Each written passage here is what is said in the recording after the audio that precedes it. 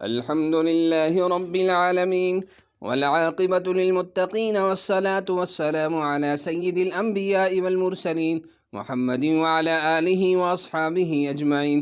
أما بعد، فإن أصدق الحديث كتاب الله، وأحسن الهدي هدي محمد صلى الله عليه وسلم، وخير الأمور عوازمها، وشر الأمور محدثاتها، وكل محدثة بدعة، وكل بدعة ضلالة، وكل ضلالة في النار. وعن عبد الله بن مطيع عن أبيه قال: سمعت رسول الله صلى الله عليه وسلم يقول يوم فتح مكة: لا يقتل قريشي صبرا بعد هذا اليوم إلى يوم القيامة. رواه مسلم. یہ حدیث اس کو امام مسلم نے روایت کیا ہے، اور اس حدیث کا ترجمہ ہے کہ اللہ کے رسول صلی اللہ علیہ وسلم نے فتح مکہ کے دن یہ ارشاد فرمایا کہ کسی قریشی کو، قریش خاندان کے کسی آدمی کو آج کے بعد قیامت تک کے لیے قید کر کے قتل نہیں کیا جائے گا، حبس کر کے اسے قتل نہیں کیا جائے گا.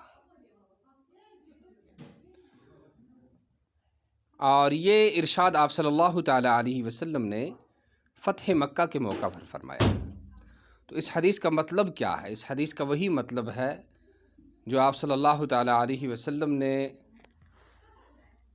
ایک دوسری حدیث کے اندر ارشاد فرمایا ہے کہ ان الشیطان یئس من جزیرۃ العرب، کہ شیطان جزیرۃ العرب سے مایوس ہو گیا کہ وہاں بت پرستی نہیں ہوگی.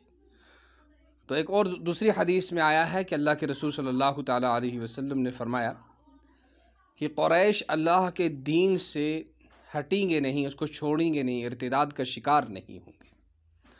تو اس حدیث کا مطلب یہ ہوا کہ کسی قریشی کو اللہ حفاظت فرمائے مرتد ہو جانے کی وجہ سے، یعنی ایسا نہیں ہوگا کہ وہ مرتد ہو جائے پھر اس کو قید کر دیا جائے اور قید کرنے کے بعد اسے قتل کر دیا جائے، ایسا معاملہ کسی قریشی کے ساتھ پیش نہیں آئے گا.